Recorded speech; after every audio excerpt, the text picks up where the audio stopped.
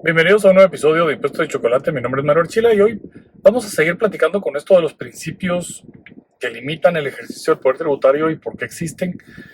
Y también un poco de el problema en ejercerlos muchas veces como ciudadanos.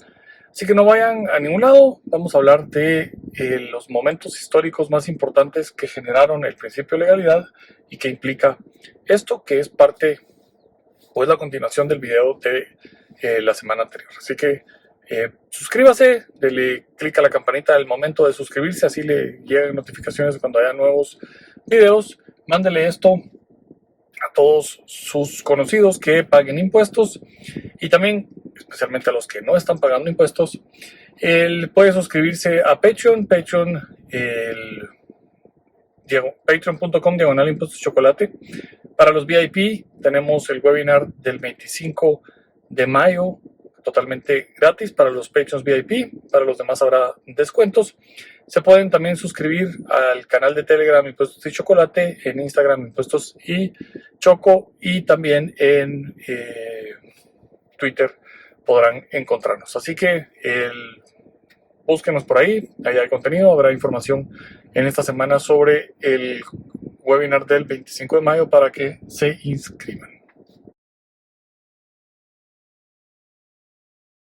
Bueno, el principio de legalidad es el que universalmente aceptado. ¿Pero por qué es universalmente aceptado? Y cómo es que estas limitantes de no pago sin el consentimiento, el no taxation without representation, viene en este mundo a plasmarse a nivel constitucional. Las constituciones no tienen mucho tiempo de existir como limitaciones al poder en la forma en que las conocemos. La primera constitución moderna que sigue vigente es la Constitución de Estados Unidos. Entonces, esta constitución, luego de la independencia de Estados Unidos en 1776, se plasma ya como texto constitucional y tiene estas limitantes, y con el Bill of Rights a finales de los 1700 ya queda establecido ese documento. Y dentro de esto pues está esa limitante. Su antecedente principal para efectos del sistema anglosajón es la Carta Magna de 1215. En la Carta Magna es donde se plasma ese espíritu del no taxation without representation. Recordemos que Estados Unidos no nace como una democracia. No había voto universal. El sistema como tal, el Congreso y el Senado, tenían funciones específicas y limitadas, y los que podían participar eran básicamente los propietarios de tierras. ¿Y por qué? Porque eran los que generaban la riqueza y eran los que podían, a través de su órgano de asamblea, el Congreso y el Senado, ponerse cargas. Claro que en aquel entonces el costo del gobierno se dividía y ese era el manejo que había. Ese era el presupuesto al que tenía derecho el gobierno de los Estados Unidos, que no era ese gobierno de la federación, no era un gobierno amplio, no era un gobierno grande. Había muy pocos cargos públicos, básicamente un correo federal, y ya, no había gran cosa. No había esto de educación pública, no había esto de salud pública, no había cosas así. Los sheriffs eran locales y electos a nivel local. Entonces tenemos el aparato de justicia, los jueces, y del otro lado tenemos, y recordemos, jueces estatales y jueces federales, y el gobierno federal cubre pues los jueces federales, el correo, y luego los oficiales y demás más fuertes localmente eran electos localmente fuera de este principio federal. Pero ese gobierno era muy pequeño, muy limitado, y los que estaban obligados, en su caso, a mantenerlo eran los que tenían acceso a voto y a representación en el Congreso. Y es por eso que ellos eran los que votaban, porque sí daban su consentimiento de manera directa. esto se va distorsionando, entran estos principios de ser democráticos en el que todo el mundo tiene voto y que la decisión de la mayoría manda, y en el sistemas representativos, y aquí es donde tenemos nosotros en Guatemala, digamos, el problema más grande es que los sistemas representativos es la mayoría representada, es decir, los que dicen representar a la gran mayoría, los que deciden, y se ha tomado que estas decisiones pueden ir aún en contra de derechos de minorías. Y ahí es donde empezamos a tener esos problemas. Bueno, ¿cómo llegamos a la Carta Magna, que es el antecedente de todo esto que les cuento? Básicamente es una revuelta y los señores feudales en Inglaterra se rebelan contra Juan Sin Tierra y lo hacen firmar el documento.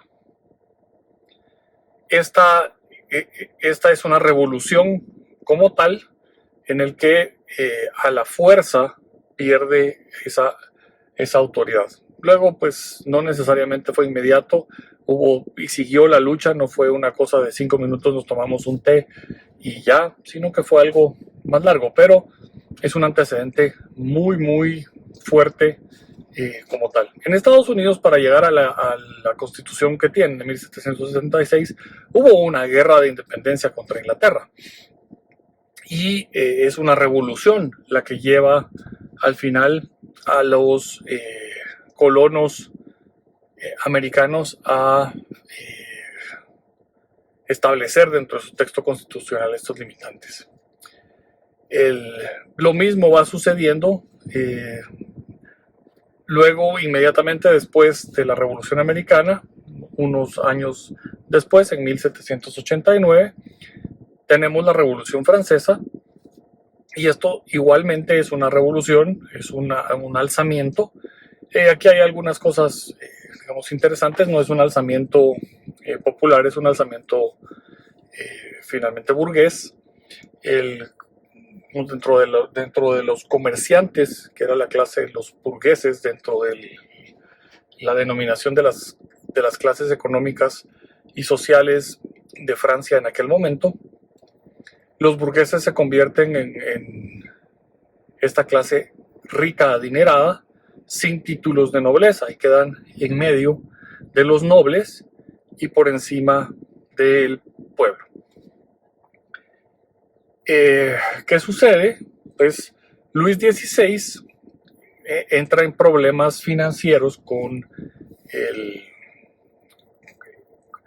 su imperio. La corona se ve en problemas serios para pagar sus deudas, está endeudado y tiene guerras básicamente en todas sus fronteras, incluidas las fronteras en las Américas, porque por la guerra americana Francia apoyó a las colonias americanas a independizarse de Inglaterra, obviamente porque tenía los intereses contra Inglaterra, con el cual también estaba en pleitos, y estaba en pleitos con otros de los reinos europeos.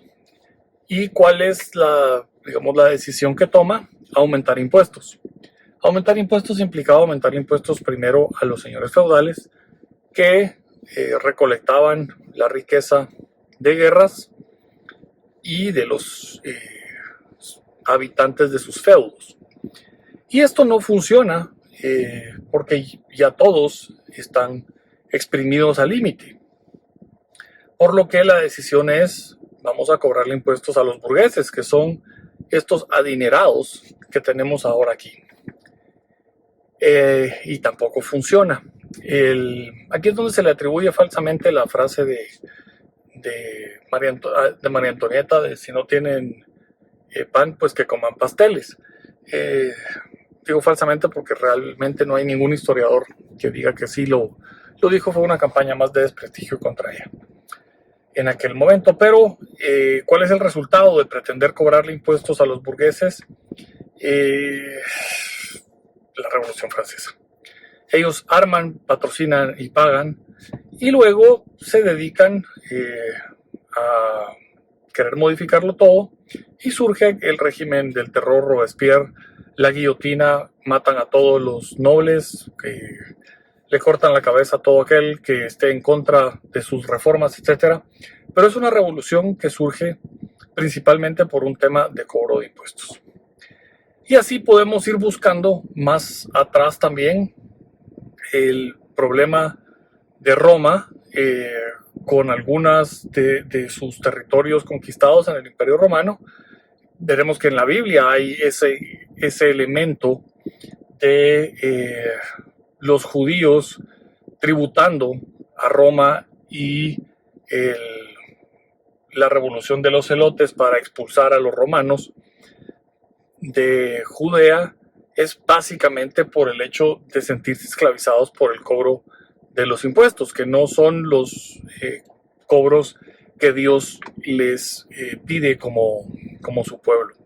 Entonces, estas batallas así tienen dos caminos para resolverse. Uno es el camino de la legalidad, en el que pues, llegamos a tener un sistema, por ejemplo el suizo, en el que para modificar un cobro, para establecer un tributo como tal, la democracia es directa. Yo como ciudadano sí llego y ejerzo mi voto de manera directa.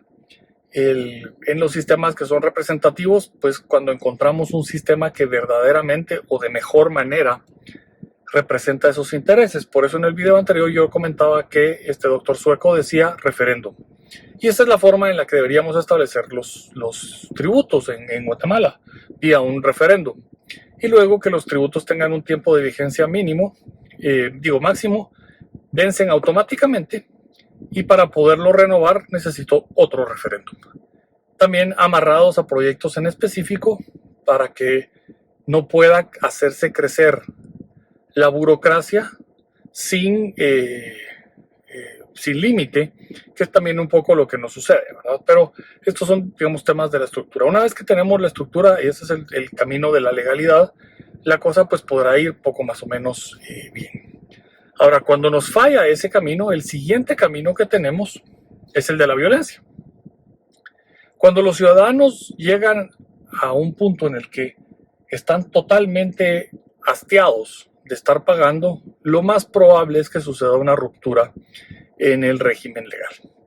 Y esto vendrá de alguna u otra forma y sucederá de alguna u otra manera. Y a lo largo de la historia hemos visto cómo la presión va aumentando hasta que explota. Y esa explosión es la que luego termina, cuando, digamos, ganan los buenos, termina en un texto constitucional en el que se limita el poder del gobernante.